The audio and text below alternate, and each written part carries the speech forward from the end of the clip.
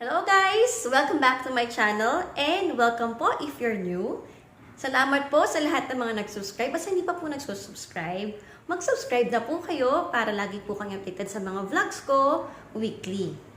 So in this vlog ay i-share ko naman po sa inyo kung ano yung mga tipid appliances or yung mga sulit appliances na nabili namin over the years. So, dito sa bahay namin, 3.5 years na kami. So, gusto kong i-share sa inyo kung ano yung mga appliances na para sa amin ay worth it na nabili namin. Dahil unang-una ay tipid siya sa kuryente. And pangalawa ay talagang efficient naman siya sa kailangan naming paggamitan or talagang effective siya sa mga gusto naming paggamitan na bagay. So, unang nabigyan ko na yung overview, magkano ba ang kuryente namin? So, nakita nyo siguro kung nag-house tour kayo, napanood niyo yung house tour ko kung yung laki ng bahay, kung gaano siya kalaki, kung ilang rooms ang meron sa kanya. So, from there, may isip nyo siguro ang mahal-mahal ng kuryente namin. Sobrang tipid kami sa kuryente and actually, we are planning po na magpa-solar na rin ng aming kuryente. Para syempre, laking tipid yun monthly kung talagang mas mababawasan yung binabayaran naming kuryente. So, sa ngayon, ang binabayaran naming kuryente nasa 5,000 to 5,500. So, yun na yung range namin ng kuryente ngayon simula nung mag-quarantine kasi laging nasa bahay lang lahat ng tao. Unlike nung may pasok, ako lang nasa bahay. So, ang kuryente po namin dati ay nasa 3,000 lang to 4,000. But nung mag-quarantine ay umabot na kami ng 5,000 to 5,500 dahil meron din kaming additional na mga appliances dito sa bahay. So, simulan na natin kung ano yung mga tipid kuryente namin. Tara na! First sa ating listahan ay syempre itong ating inverter na washing machine. So talagang lagi tayong naglalaba, lagi tayong may maduming damit na kailangan labahan. So napaka-importante at napaka-helpful na meron tayong washing machine sa bahay. Lalo na sa mga mommies na lahat-lahat sila yung gumagawa sa bahay. And especially yung mga may trabaho pa. Kasi syempre kung nag-work kayo and then kayo pa rin yung gumagawa ng trabahong bahay, syempre malaking tulong na may washing machine. Malaking tipid kapag inverter yung washing machine nyo. Actually, sa lahat ng mga appliances na pwedeng inverter, napakalaking tipid kung yun ang pipiliin ninyo. Ang gamit ko is Samsung na 14 kg capacity na watt, fully automatic na washing machine. So, bakit malaki yung washing machine namin?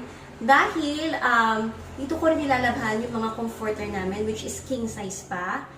So, napakalaking tipid para sa akin noon na hindi ako magpapalabas sa mga laundry shops ng comforters namin. Kasi, imagine magkano ang palaba ng mga comforters sa labas. And if kung gagawin ko yung monthly, napakalaki na magiging cost noon para sa amin. So, kung malalaban ko siya ng sarili ko, sobrang tipid noon para sa amin. So, lahat dito, even stuffed toy ng mga bata, yung mga unan nila, kurtina. So, lahat na kailangan labhan, dito ko lang nilalabahan.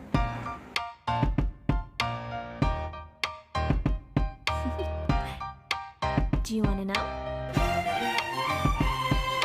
Well, I've been thinking about you, and I think I have to listen, because... So, isa pang good investment namin at tipid appliances namin talaga is itong aming inverter na LG na side-by-side na refrigerator. So, kaya malaki din to. Ay, syempre, dahil kailangan ko talaga ng malaking ref dati, dahil nagbe-bake po ako at kumatanggap ako ng mga orders dati. Pero sa ngayon naman, ay okay pa rin to para sa gamit namin dahil mas nakapag-stock kami ng mga food. Lalo nitong quarantine, mas doon namin naisip na kung gaano ka-importante nung meron ka rin malaking ref. Kasi hindi talaga tayo makalabas masyado and gusto natin na iwasan talaga natin lumabas palagi. So, naging helpful to para makapag-stock kami ng mas maraming pagkain or mas maraming frozen na meat or mas ma-preserve namin yung food namin ng mas maayos. Sa mga pinakamalakas sa kuryente talaga is yung refrigerator. Lalo na yung mga lumang ref na hindi pa maganda yung, syempre hindi pa na-improve yung technology na gamit sa kanila. Yung mga magulang natin, tuwang-tuwa sila na ipagmalaki na yung mga ref nila or yung mga gamit nila ay ilang taon na to, 20 years na to, ganyan. And buhay pa rin yan. Maganda yun kasi talagang sabi mo na matibay yung gamit na yun at mas alagaan nilang maigi. But, ang problem is yung technology na ginamit sa mga ref na yun, matagal na, sinauna na. So, yun yung mga mas malakas pa sa kuryente na mga appliances. So, this time, since syempre, habang nagkakaroon ng innovation sa mga bago nating mga appliances, and syempre, napaka-advance na ng technology, so mas gumaganda na yung mga appliances na available para sa atin. At isa na doon yung refrigerator. So, yung mga lumang refrigerator na hindi pa inverter, naku po, napakalakas talaga nun sa kuryente. Before itong ref ko to, meron ako isang refrigerator na ginagamit ko sa Mandaluyong, sa dati naming bahay. And then, ginagamit ko rin siya sa mga workshop ko. So, inverter din yun na Samsung, na 2-door siya. Matipid din yun sa kuryente sobra kasi nung magpalit ako ng refrigerator, para nasa 2,000 or 1,000 plus yung nawala sa kuryente ko. Yung natipid ko simula nung magpalit ako ng ref na yun. So, next sa ating listahan ay ito namang induction cooker. So, makikita nyo, meron ako dito ang gas range na Elba. So, ginagamit ko dati, electric din yan, pero meron din siyang option para mag-gas. Pero since di ako gumagamit ng gas, takot ako talagang mag-gas. So, ang ginagamit na namin dyan is yung hot plate niya. So, yung electric na pangluto niya. And then, kahit na meron kami niyan, nag-invest kami ng induction cooker. So, ito yung induction cooker. So, ito yung 1 hub lang. So, dalawa yung binili namin na ganito. So, kaya naman dalawa yung binili namin is para madala-dala namin siya kung saan man kami pumupunta. Kung pumupunta ako sa Mandaluyong, kapag nag-stay kami doon sa bahay namin doon, laking bagay na nabibit-bit ko lang siya ng ganito. So, bakit induction cooker? Yung mga tipid sa kuryente. Iinisip nyo, basta de kuryente. Pag sinasaksak pa, nagpapainit, malakas talaga sa kuryente kaagad. Sorry guys sa ingay ha, kasi alam nyo na yung katabing bahay namin ay Steelworks. So, mabalik tayo sa ating induction cooker. So, bakit matipid ang induction cooker kahit gumagamit siya ng kuryente? Kasi ang induction cooker po ay mas mabilis makaluto dahil even yung heating niya. So, kaya kayo nakakatipid sa kuryente dahil mas magiging mabilis yung pagluluto po ninyo. Kaya lang, sa induction cooker, dapat din yung mga pans at pots na ginagamit nyo ay for induction din. So, kailangan nyo rin mag-invest ng pots and pans na pang-induction din. Pero marami na naman ngayong murang pots and pans na pwede nyo nang magamit for induction. Actually, karamihan ngayon sa makikita ninyo, kahit sa mga online, sa Lazada, Shopee, marami nang mura na pwedeng for induction din. So, ito yung brand na gamit ko. Yung Imerflex na IDX750T. So, ayan, nakikita nyo, meron siyang mga function buttons na for hot pot, stir fry, soup, porridge, milk, steam, warm, and roast. So, ayan, yung mga buttons niya. Tapos, pwede kayo mag-preset ng timer, pwede nyo siyang i-lock, and then, syempre, pwede nyo i-set up pa rin kung ano yung gusto nyong heat para dito sa inyong niluluto. Ang kagandahan rin sa induction cooker, makita nyo yung ibabaw niya. Kahit may burnt food dyan, napakadaling linisin. So, after use, pupunasan nyo lang talaga siya. Super easy linisin tong ibabaw na to. Hindi katulad ng mga normal na kalan, na normal na mga stove natin or mga gas range. Pag may burnt food, sobrang hirap linisin. Ito, napakadaling linisin. Hindi naman to tipid sa kuryente, pero napakasulit ng pagbili namin sa appliances na to. Yung Elba namin na range. 90 liters ang oven yan, pero napakasulit ito kasi talaga namang napakaganda ng mga nabibake ko dito. And then, sa tibay, sobrang wala akong problema at never nagkaroon ng problema to for 3.5 years na ginagamit ko siya. Lahat ng baked goodies ko, o kaya mga niluluto ko, napaka-perfect ng pagkakaluto sa Elba na to. So, sulit na investment siya. And then, nakuha ko pa to at a discounted price. From 72,000, nasa 49,000 lang nabili ni Daddy to Elba namin na oven. Conventional oven lang siya. And then, meron siyang 4 na burner. And then, ito, meron siya sa gitna na hot plate. So, meron kang option para mag-gas at para mag-electric. And then, yung oven niya, electric din. So, sulit appliances siya kasi matibay at garantisado ka na maganda ang performance niya. Next sa ating tipid appliances ay ang ating Elba naman na dishwasher. So, ito, masasabi kong tipid siya kasi mahina lang siyang gumamit ng kuryente at ng tubig. Mas tipid pa rin yung tubig na nagagamit namin dito. So, ito yung ating Elba dishwasher. Pag gusto nyong malaman kung paano siya ginagamit, meron akong vlog nito. So, ito yung mga function naman niya na pwede nyong gamitin. May intensive, normal, eco, glass, 90 minutes rapid, pre-wash, and extra drying na function. So, madalas, yung Eco ang ginagamit namin na function. So, buksan natin siya. So, meron kami ngayon na nakasalang or may mga madumi na kami na plates. So, konti pa lang, kaya iniipon pa namin siya. So, ayan.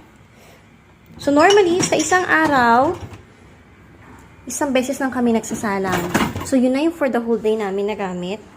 Para sa akin, super sulit nito kasi unang-una, nakaka-save talaga siya ng time para mas mabigay namin yung oras namin sa mga bagay na mas importante. Lalo na kapag may pasok ang mga bata. Pagkatapos namin mag-dinner, instead na maghuhugas pa kami ng pinggan, isasalang na lang namin dito at makapag-focus kami na turuan yung mga bata para sa mga homework nila or pag kailangan nilang mag-review. So, ang kinaganda pa ng Elba na to is talagang yung mga gamit ninyo na hinugasan nyo. Paglabas niya, ay mainit-init pa, talagang na-sterilize yung mga gamit niyo at napakalinis talaga ng hugas. Bago lang tong air fryer namin, so 7 liters siya. Pero para sa amin, napakasulit na investment tong appliances. Itong kitchen gadget na to kasi unang-una, mas less na yung effort sa pagpa-fry. At yung time na ibubuhos mo para bantay-bantayan yung fina-fry mo, mas less na. At the same time, tipid ka sa oil dahil hindi na kailangan ng oil nito. And then talaga namang ang ganda pa rin nung labas nung niluluto mo. And syempre, nakatuwa na na-enjoy mo yung fried na food mo in a healthier way. Ang aming lechon kawali. Cook in our air fryer, our Kiowa air fryer.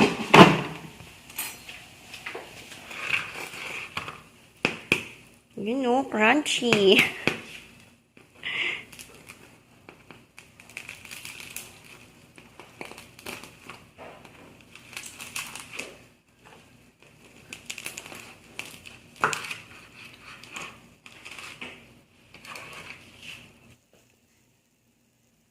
Yan o, juicy in the inside, tas crunchy ang balat.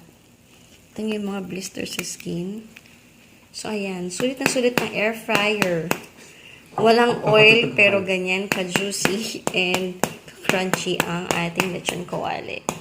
Healthier version ng lechon kawali. Next sa ating list ay itong aming Xiaomi Dreamy V10 cordless na vacuum. Masasabi ko rin ito sa mga worth it na purchase talaga namin.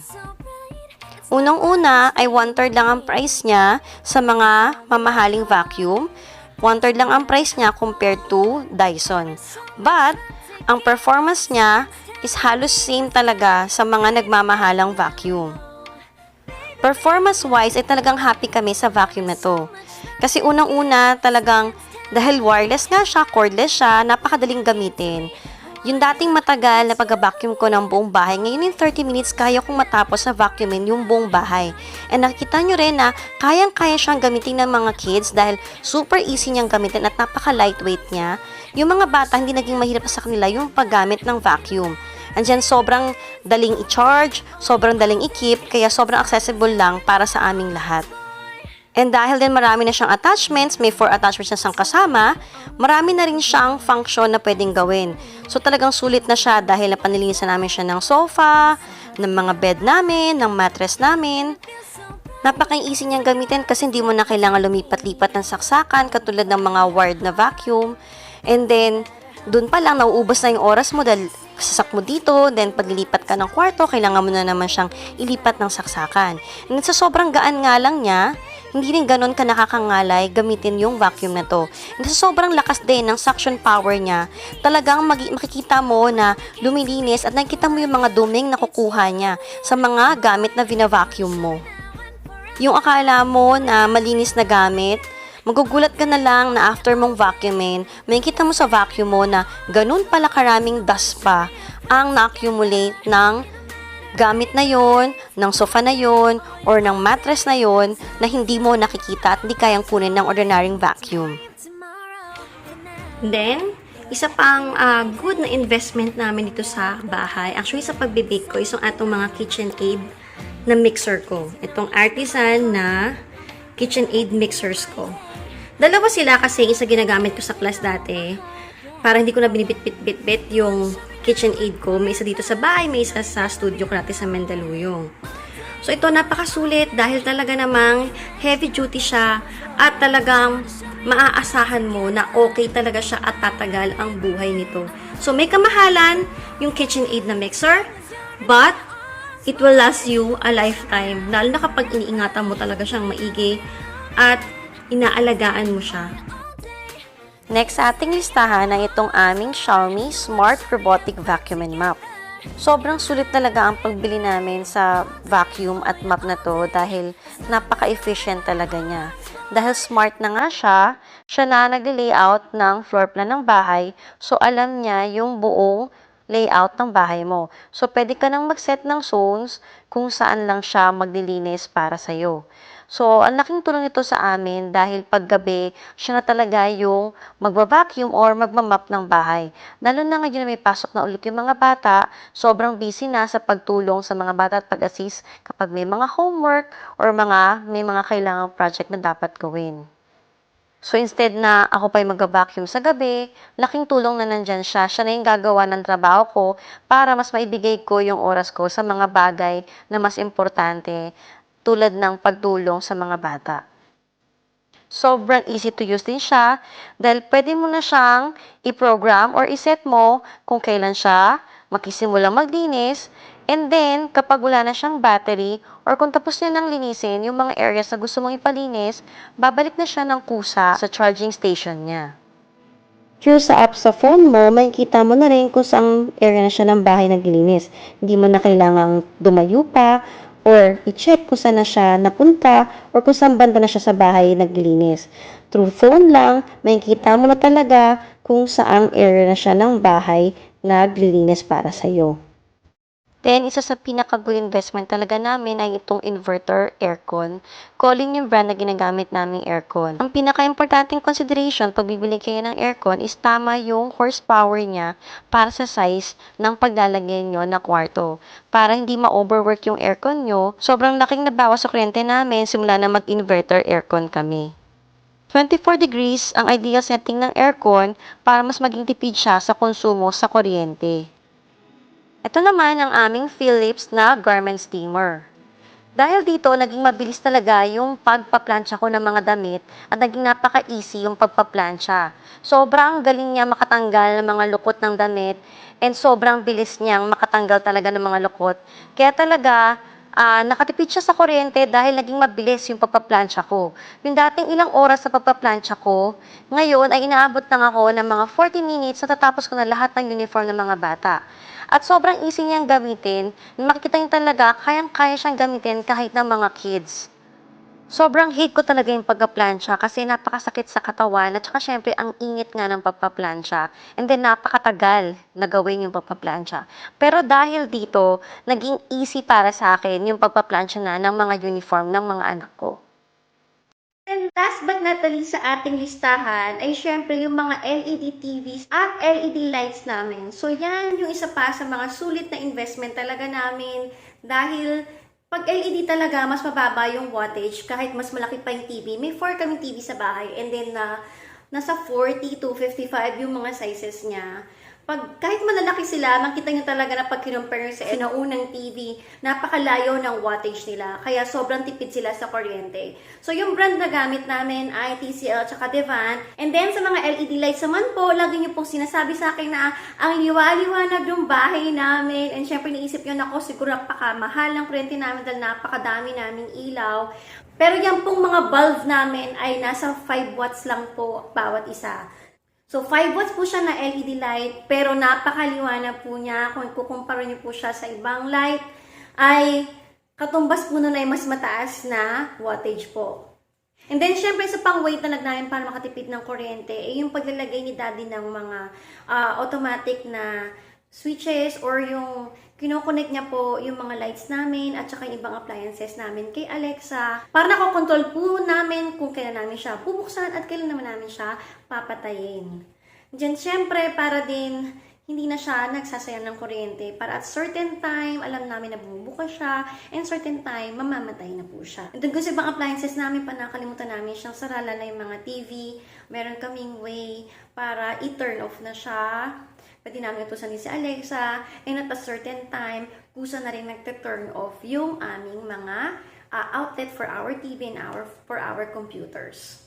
So that's it for today, guys. Sana you find this helpful, lalo na sa mga naghahanap pa lang or nagkisimula pa lang magpundar ng mga gamit nila sa bahay, kung ano-ano yung mga gamit na makatulong sa inyo, makasave sa inyo ng kuryente. Siyempre, alam ko talagang lahat tayo ay gustong magbawas ng mga monthly expenses talaga natin, na yung mga utility bills natin, pababain talaga natin sila. And number one talaga yung kuryente sa mga pinakamalaking binabayaran natin. And syempre, yung mga appliances na pinili natin, yan din yung mga makakatulong para bumaba yung kuryente natin. At the same time, alam ko naghahanap din kayo kung ano yung mga worth it na bilhin dahil talagang tumatagal siya at talaga namang napaka-efficient niyang gamitin.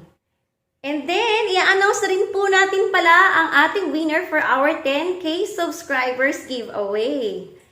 So, congratulations to Cherry Adino. Ikaw ang nanalo ng ating Xiaomi Earmat TV 900 2-in-1 Sweep and Squirt Mop.